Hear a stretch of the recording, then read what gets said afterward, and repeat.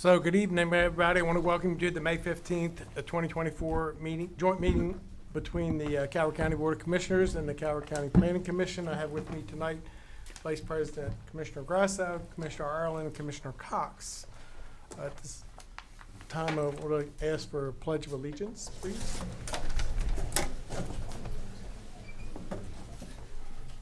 Pledge allegiance to the flag of the United States of America and to the republic for which it stands, one nation, under God, indivisible, with liberty and justice for all.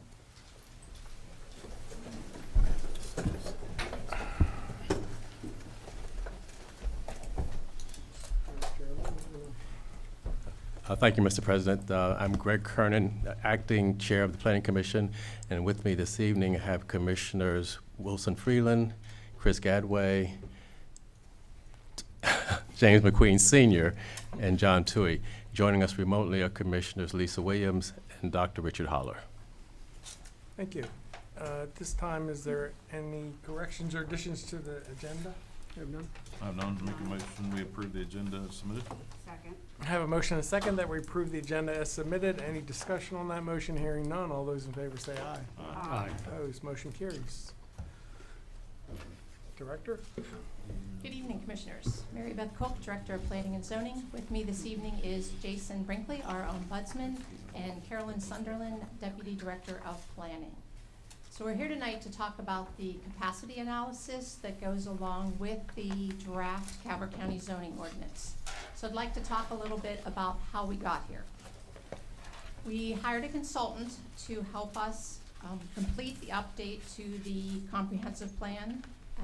And under that consultant was a sub-consultant who assisted staff with drafting the updated zoning ordinance to be consistent with the comprehensive plan. So the goal of this update for the zoning ordinance was to restructure it, simplify it, and reduce the number of zoning ordinances. Right now, today, we have a Calvert County zoning ordinance and 7 town center zoning ordinances. So we've been working behind the scenes while the comprehensive plan was going on, and as Rachel and Will have been coming to you for over a year now, bringing you chapters to discuss. So the current zoning, the current draft zoning is consistent with the adopted 2019 updated in 2022 comprehensive plan that was adopted by the prior Board of County Commissioners and as recommended by the Planning Commission.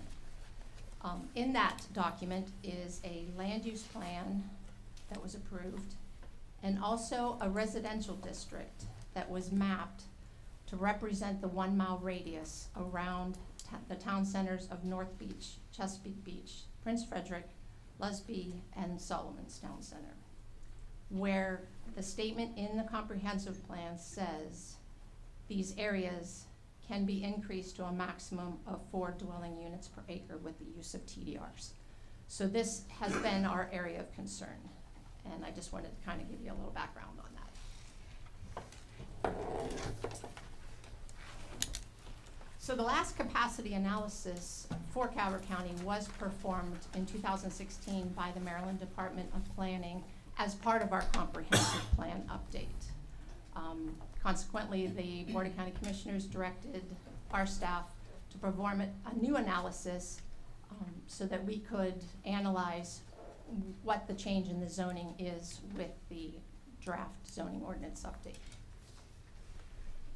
So this basically just defines what a residential capacity is. Basically, we're looking at if every single parcel, whether it currently developed or undeveloped, how much potential does it have to be further developed?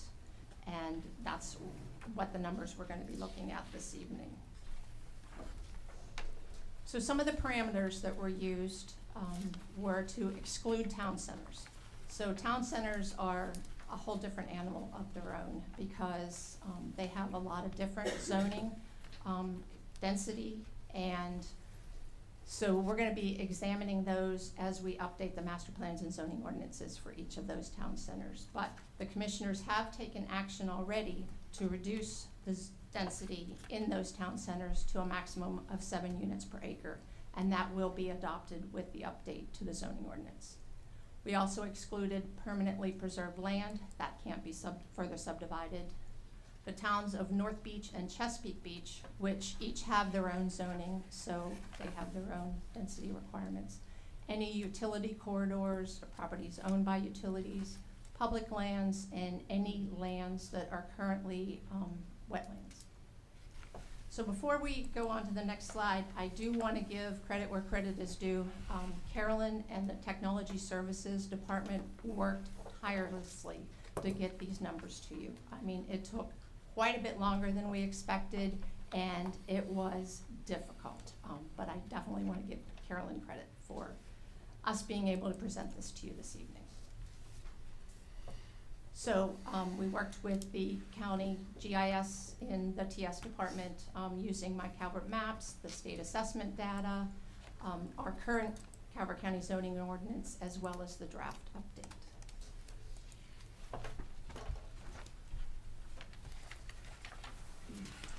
So this slide, first thing I want to say is we believe these numbers are inflated. Much of the increase that we're going to talk about here shortly is occurring on existing developed parcels, which will reduce the potential for subdividing. The study does not account for water and sewer infrastructure that's needed to create those 4 units per acre. And it also doesn't account for any streams, stream buffers, steep slopes, areas that don't perk. I mean, these are just items that we could not delve down on a parcel by parcel basis. So the important numbers on this slide are the potential number of residential units that could be developed today under the existing ordinance is 17,960, so almost 18,000 units. That would require subdivision, it would require water and sewer, and all of the things I just mentioned.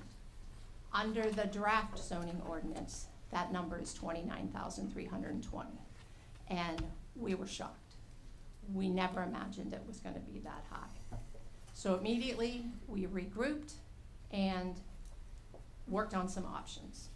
So, Mary Beth? Yes. Excuse me, I do have one question about this slide here. Sure. So you said that under the assumptions that you know that these numbers are inflated. Yes. Do you have a percentages or anything that we could use to see how much this is inflated? Because you mentioned setbacks, you mentioned soil types, perkable, so it's a lot of assumptions that It is out there. So is there any percentages or that we could subtract from this for the inflated Truthfully, we had a discussion about that. It could be upwards of 50%. 50%? Yes. Okay, thank you. You're welcome. Mary Beth, Uh-huh. you said this does not include any of the town centers or the beaches, correct? Correct. Okay. So the maximum permitted density, is that, because I thought that number was really familiar, the 45,000 countywide. But that, you're saying that 45,600 is just for the areas outside the town centers? Yes. Okay. All right, because I remembered 33,000 and 35,000 during the census. That's why I was wondering, it makes sense that it's outside the town centers, so. Right. That does not include any additional units that could be built in the town centers. That's correct. All right. And we'll be analyzing those All right, in the thank you. future.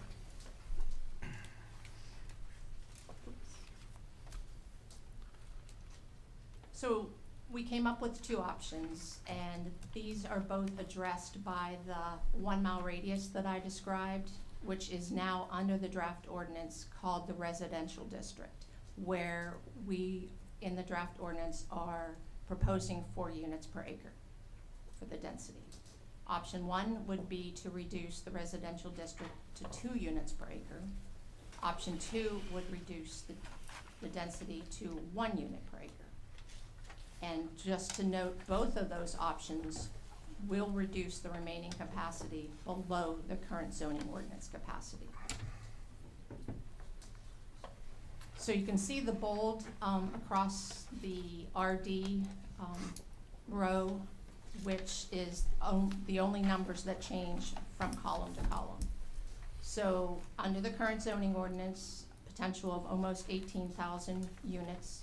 Under the draft ordinance, 29,320 units.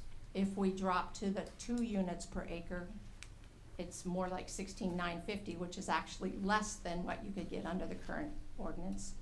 And then we put in an option 2. If you want to reduce density significantly, that would be down to 11,470. These are not the only 2 options. We can examine other options. You know, that's open for discussion, but we wanted to give you some idea. I'd be interested in having more information on option 2. Probably 1 as well, when you consider that, let me make sure I get this correct, that it excluded steep slopes, streams, and other potential non-buildable areas. To get information on option 2, more information would be helpful. But option 1, when you take those factors into play, that might get us there as well. Okay, we could probably work on a rough estimate. You know, I threw out the 50%, maybe, you know, we could come up with some numbers that could get us closer to reality, basically. Okay, thank you. You're welcome. So your big unknown is whether these sites will perk or not. That's one of the big unknowns. But to get to 4 units per acre, you need water and sewer. You're not doing 4 units per acre without it. So How accurate is your GIS in identifying wetlands? very good, because we have actually, under the current zoning ordinance, we have a wetlands district, and that was actually mapped as part of the zoning. So that's pretty.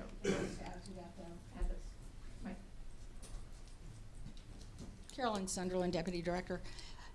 The problem is the wetland is for tidal wetland. The non-tidal wetland, we have some mapped by state concern, even federal, but not every parcel has been evaluated for non-tidal wetland. And that's why we decided not to use a net on that, simply so that everyone is on the same playing field. We would rather have you initially have a higher estimate than one that is too low. That's where I was going. Yes. Thank you. So, Mary Beth, in 2016, when the traffic study was done, State Highway did the traffic study for Route 4 in Prince Frederick. How did they come to their determinations on improvements that had to be made to Route 4? Was that based on density? Did they look at density at that time? It's a good question. They usually have their own predictions, and they're, you know, being a civil engineer, I mean, there's numbers that you can use to predict what the, and based on the average daily traffic that they were experiencing. And do you recall some of the recommendations that they made in that traffic study at that time? I have not read it in quite a few years. Wasn't there recommendations in there of an overpass at Stokely Road and completion of the east side bypass behind the hospital in order to make Route 4 function through Brent Frederick? Yes, there were. I remember reading those, but I know that at least they did it in Dunkirk as well. They removed the overpasses because they were cost prohibitive. So that's not gonna happen. No. Only the underpass, yes. So maybe we should look back at that study and Okay. see the factors they used to determine the impacts to Route 4. Is that study the study that citizens were complaining about because we were compared to counties that were unlike us, and they didn't feel it was a fair traffic study? I think that was the No, transportation. yeah, that was the Transport- transportation study that Yes. the gentleman from Washington conducted. Okay, Correct. okay.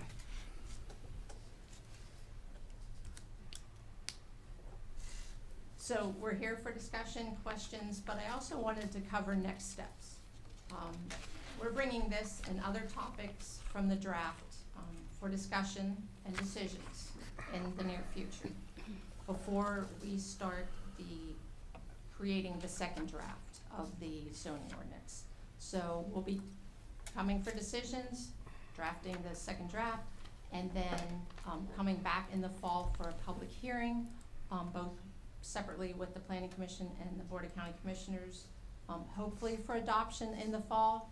Again, we're not rushing it, and we're gonna take the time that we need to get the document right. In addition, just to let the public know, we're continuing to accept public comments up and through and until the public hearing is closed. So if you haven't given comments, please do so soon. If you have given comments, know that we have them, and we're going to be discussing a lot of those topics to get some decisions so that we can move forward. Mary Beth, one of the other things that I'm concerned about is the overall population at some point. And without having the town center numbers or the beach numbers, having the data for the information outside that is great, but it leaves a huge gap of information. Doesn't tell the whole picture, yeah. Yeah. You know, it's only a partial picture of what we're looking at. And, you know, we're sitting here looking at possibly, let's just say 60,000 residences without including the town centers, which are gonna be more dense than the others. So I'd like to see that as well, to help see the whole picture. Right. Okay, we'll be Right. working on that, and hopefully can get something together to bring with you, to you with the second draft. Thank you. Good, good. So, Director, is there a plan to have another joint work session based on the request for additional information?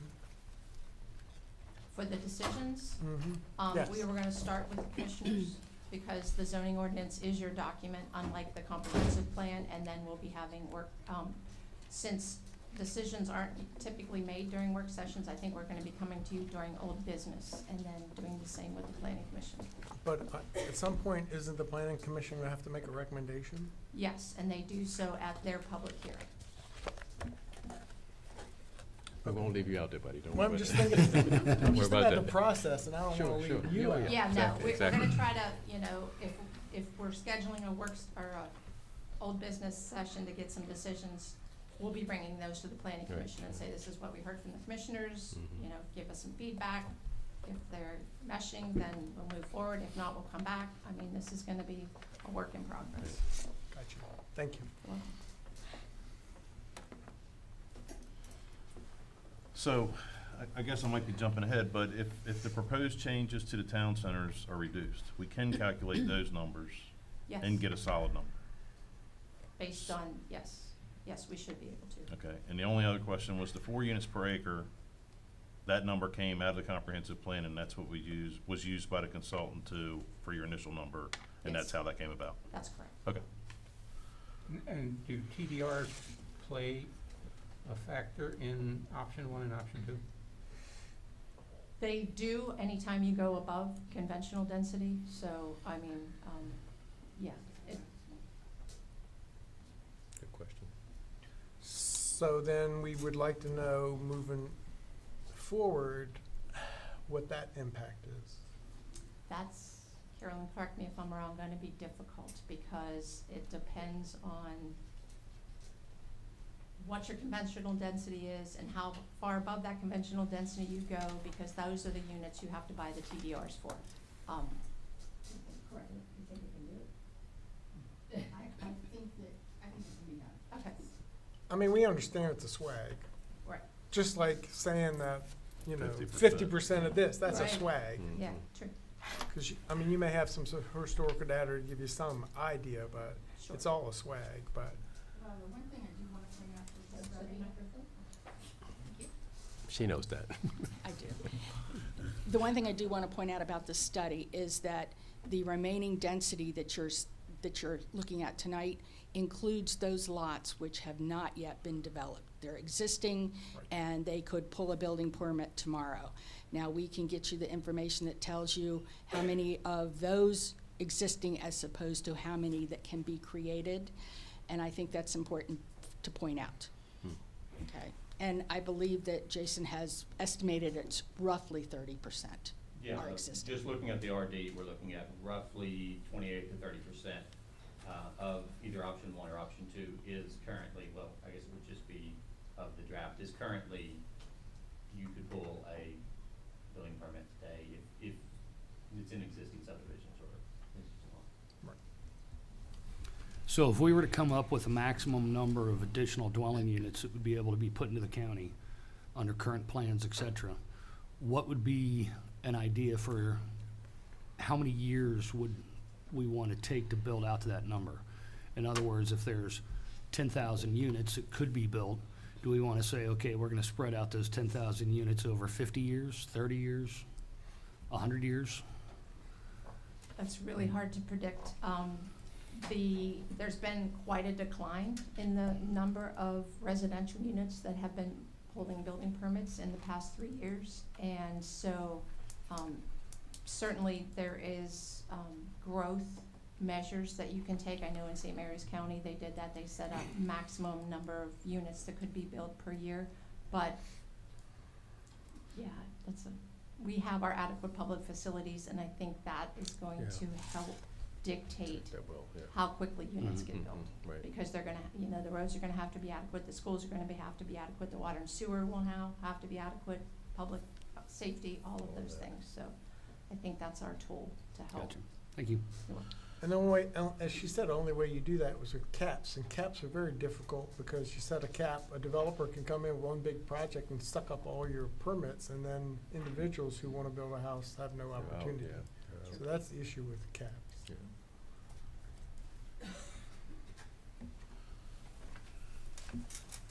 Yes, And we're good, I think. We're good?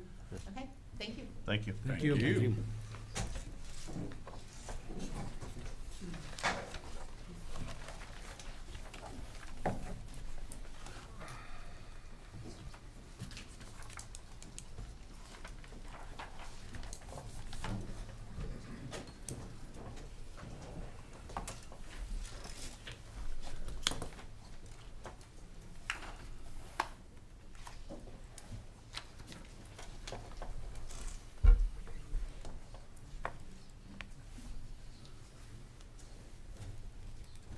Good evening, Commissioners. Good evening.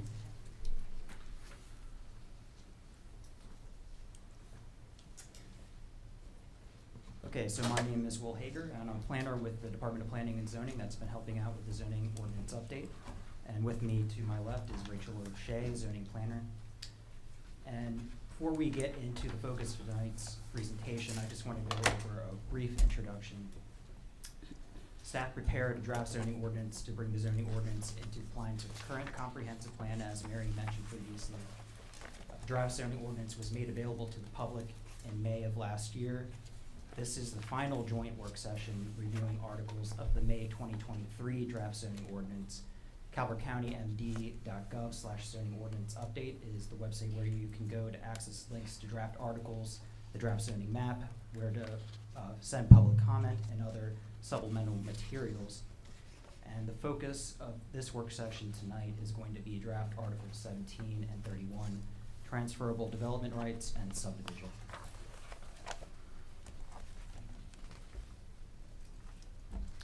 And so we'll begin with Article 17, transferable development rights.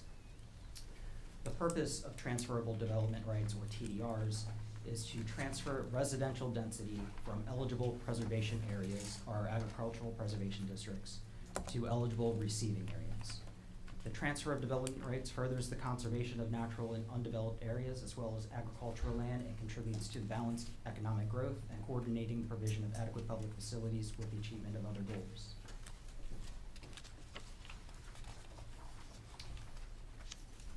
Transfer zones are designated by the BOCC as areas where TDRs may be purchased to obtain transfer zone density, which is an increase in residential density above what is permitted through base density. 5 TDRs are required per additional lot to obtain transfer zone density outside of town centers. In the draft zoning ordinance, transfer zones are permitted in the rural community district, the rural neighborhood district, the residential district, and the town centers. Currently, transfer zones are permitted in the farm and forest district. In the draft, transfer zones are not permitted in the farm and forest district. And also in the draft, no transfer zone is allowed within a priority preservation area. The map on this slide shows the priority preservation areas colored in green. And on this map, which shows the county from just about north of Huntingtown down to Solomons, you can see that the priority preservation areas take up a significant portion of the land in the county. And so anywhere you see green on this map would be an area where residential density is going to be very limited. The base density for the Farm and Forest District and the Rural Community District and the Rural Neighborhood District, which would be included in these areas, is 1 lot per 20 acres.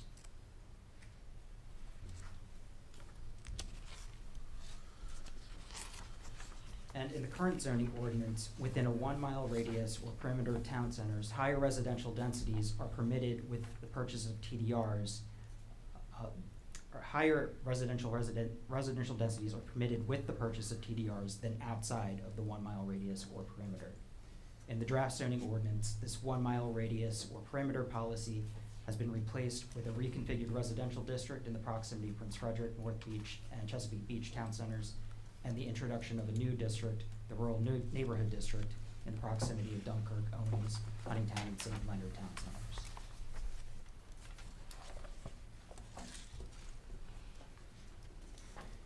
And so moving on to Article 31, subdivision. The subdivision article addresses the following subjects.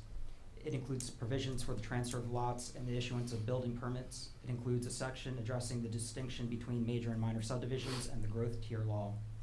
It addresses exception lots and family conveyance. It addresses general subdivision requirements, subdivision review procedures, amenities and improvements, administrative and amended plats, and review and appeal provisions. And just one slide summarizing the subdivision process for those who might not be familiar. A concept plan is submitted prior to the submittal of an official subdivision application.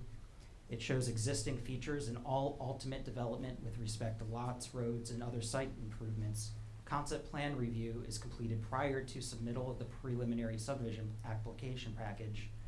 The preliminary plan provides a basis for the Planning Commission to grant conditional approval of a proposed subdivision in order to minimize changes and revisions which might otherwise be necessary on final plat, and the Planning Commission or its designee is required to approve the final plat prior to recordation.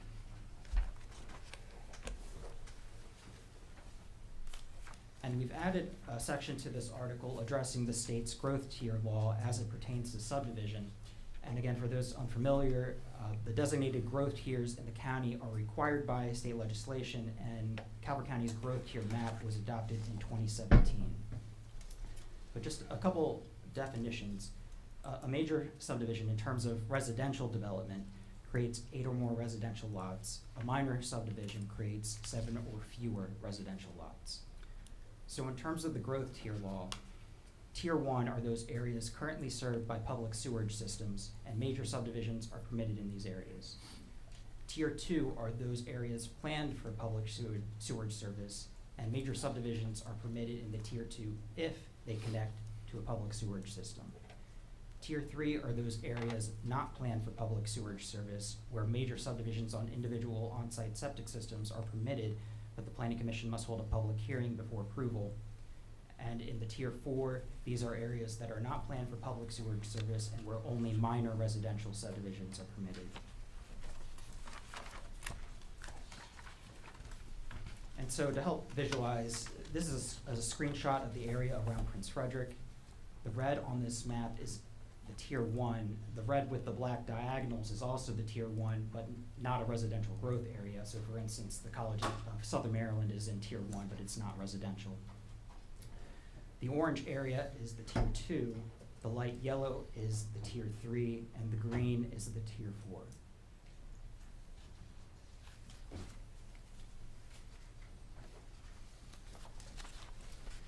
And so far we've touched on base density and transfer zone density, but those are not the entire picture when it comes to residential density potential. There are also exception lots and family conveyance lots. Exception lots are bonus lots eligible for parcels of record as of October 21st, 1974. Bonus lots are permitted in addition to base and transfer zone density. Exception lots are essentially a grandfathering provision for parcels of record as of October 21st, 1974. It gives them bonus density and the ability to create a smaller lot, either 1 acre or 3 acres, than would have otherwise been permitted after the introduction of minimum lot size requirements My understanding is that's why they're called exception lots. They were exceptions from the minimum lot size requirements being implemented at the time. Originally, a maximum of 5 exception lots were allowed to be created per parcel of record. However, there have been a number of downzonings in the county over the years, and after factoring those downzonings into the formula that determines how many exception lots a parcel is eligible for, in reality, most eligible parcels can create at maximum 1 exception lot.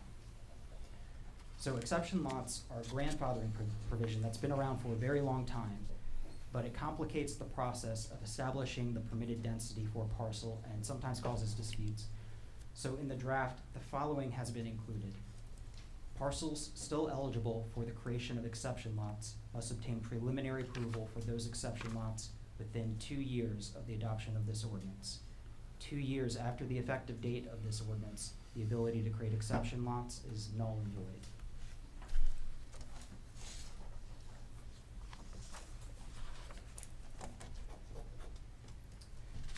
And so family conveyance lots are also bonus lots designated to be conveyed to family members of the grantor being a spouse, parent, child, grandparent, sibling, or child of a sibling.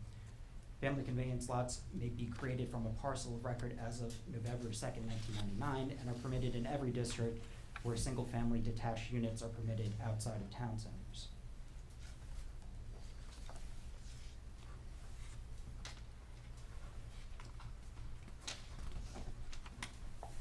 The way that the regulations are written currently, the number of conventional lots may be doubled for the creation of family conveyance lots. However, no more than 7 lots, family conveyance and conventional lots, may be created.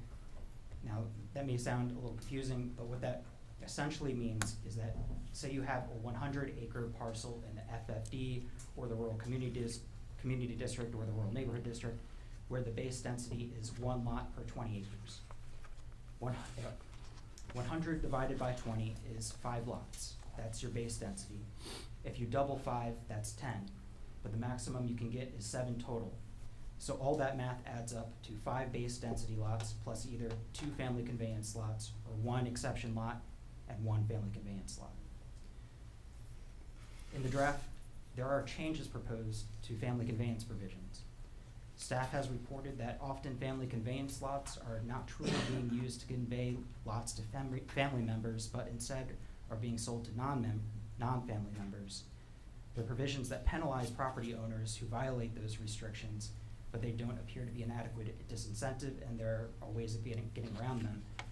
And so the following provision has been added to the draft zoning ordinance. After the adoption of this ordinance, the number of family conveyance lots that can be created is limited to 1 lot per parcel of record.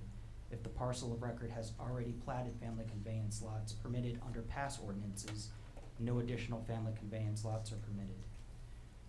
And the following provision has been added as well. The creation of a family conveyance lot requires the purchase of 5 transferable development rights. Currently, TDRs are not required to create a family conveyance lot.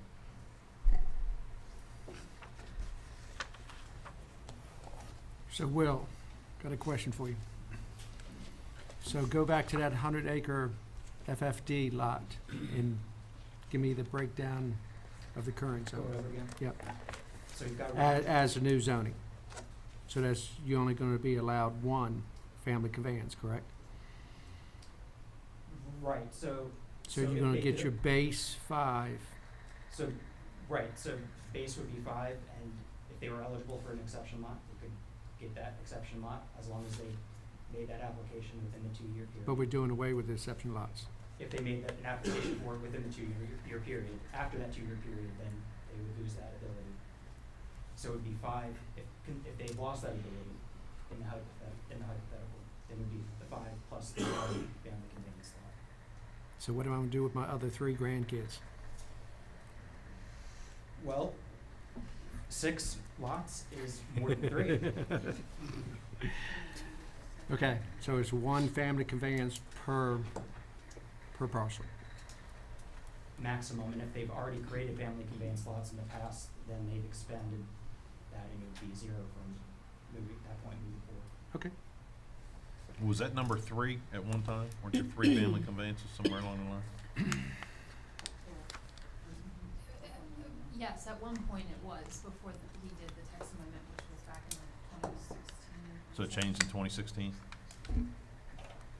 Yeah, and I think it might be worth pointing out that, that this wouldn't apply to parcels that are in the agricultural preservation districts. They have a different system. This would apply to parcels that are outside of those agricultural preservation districts.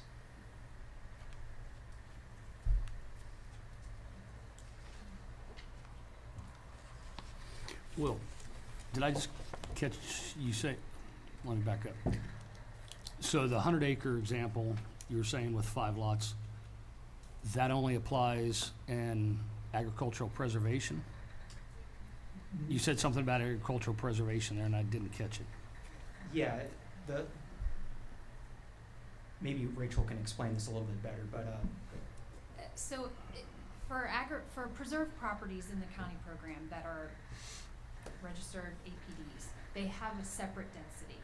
It's APD density, so it's calculated once they're preserved. It's laid out in the rules and regs. It's separate from what we're talking about here. Okay. So it doesn't apply to that 100 acre So what you're example. proposing is for non-preserved. Non-preserved Non-preserved, properties, yeah. exactly. Gotcha. Thank you. and thank you for that, Tamara.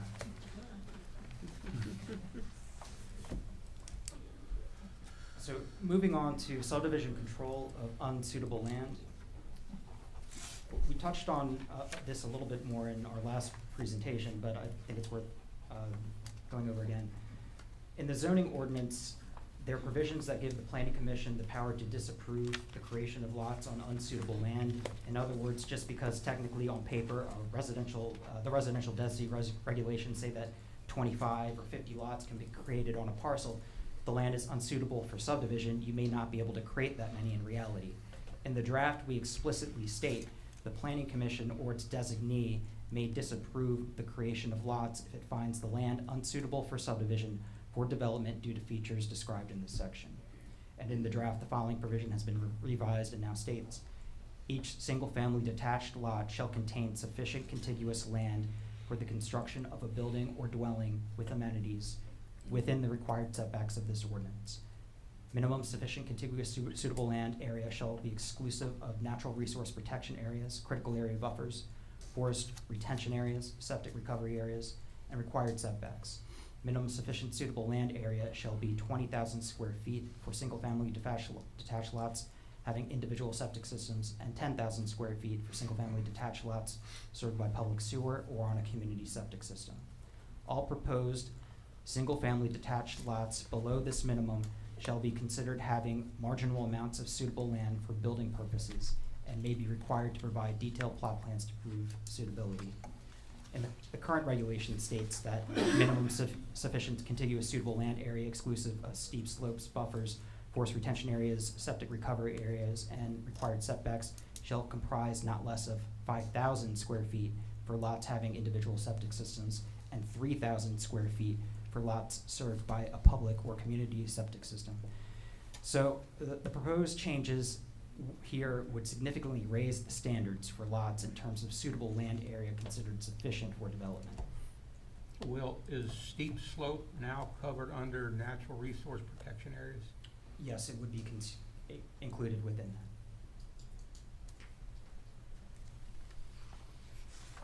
that. And the following provision has been added to the draft as well. The Planning Commission may require a plot plan for review and approval prior to approval of the final plat. The plot plan shall show the location of the house, footprint, amenities footprint such as deck, swimming pool, etc., driveway, well, and septic, all required setbacks, natural resource protection areas, critical area buffers, forest retention areas, required grading easements, as well as any other existing or proposed constraints to site development. And the difference here from the current requirements is that currently you don't have to show a footprint for amenities, and staff has found that not taking these amenities in consideration ultimately creates problems for homeowners down the road when they inevitably want that deck addition or the swimming pool, et cetera.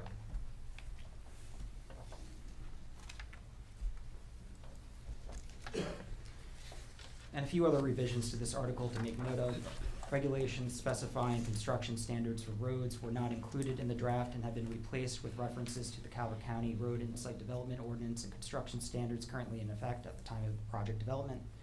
Other provisions from the current zoning ordinance that are the responsibility of the Department of Public Works, such as provisions addressing storm drainage systems and drainage easements, were not included in the draft, and provisions from the current ordinance that address site development and design standards, such as sidewalk and on-site recreation requirements, are included in draft Article 25 and referenced instead of repeated.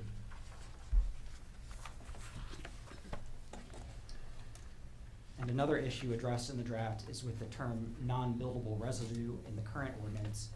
Under current regulations, residue, the portion of a parcel remaining after a subdivision, is sometimes labeled non-buildable residue on the subdivision plat. But this term can be misleading because it doesn't necessarily mean that the residue is non-buildable in perpetuity. It just means that its buildability wasn't evaluated during the time the subdivision plat was recorded. And so someone might purchase a property adjacent to a parcel labeled non-buildable residue on a subdivision plat, thinking that no one is ever going to build on that parcel because it's labeled non-buildable, when in reality that's not necessarily the case. So to address this issue, the section was revised and the term non-buildable residue has been removed, and the following provisions have been added to the draft. If there is a remainder of land after subdivision and the creation of lots and or open space, it shall be labeled as either residue or as an outlot on the subdivision plat. Residue is not evaluated during the subdivision process for further building or development purposes. The designation of a property as residue shall not be construed as a guarantee that the future development of the residue will be approved. Subdivision of the residue shall be subject to the regulations in effect at the time it is subdivided. A note to this effect shall be included on the final plat prior to recordation. Does that apply to dwellings only, or can other structures be built on that? On the residue? Mm-hmm. I believe other structures can be built on this. So we do have a limit in the zoning ordinance for accessory structures, and it has to be under a certain square footage for it to be allowed on a piece of property that doesn't have a primary dwelling. Does that answer your question? Yes, sir, thank you.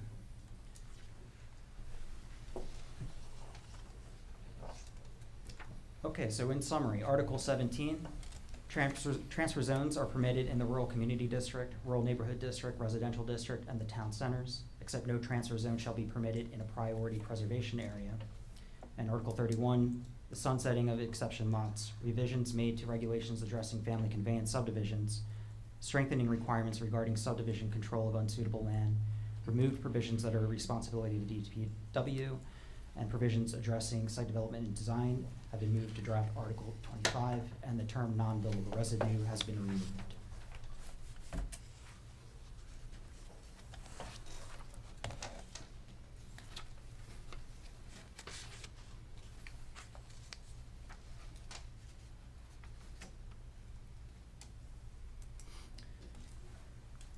So, I believe at this time, if commissioners have anything further that they'd like to discuss, or any questions that they'd like to ask, or comments that they'd like to make in regard to Article 17 and 31, now would be the opportunity. I think we're good down here. Well, keeps looking at me. I think we're good on this side. Yeah. We're good. Everyone good? Yep. Okay. Thank you. Thank you. Well, I just have a few wrap-up notes.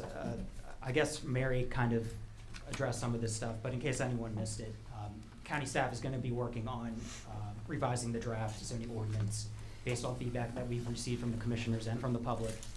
And we are going to have a work session held sometime in the coming months to address remaining issues.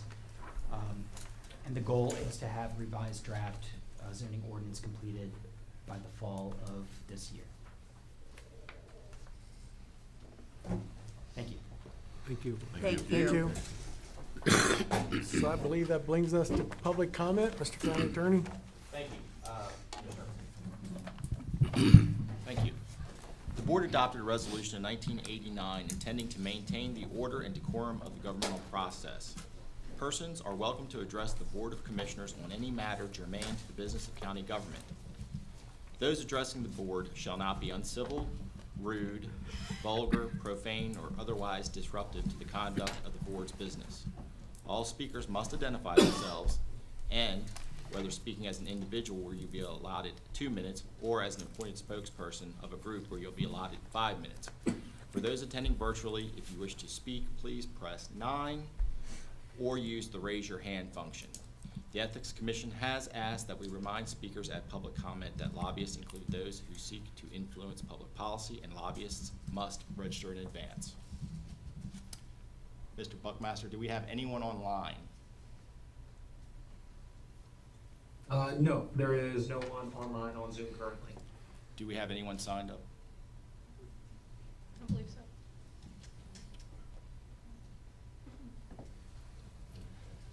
No public comment, Commissioner. Thank you. So the only item left on our agenda is to adjourn. Make a motion to adjourn?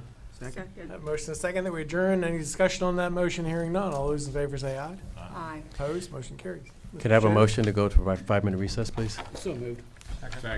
All in favor? Fine. Thank you.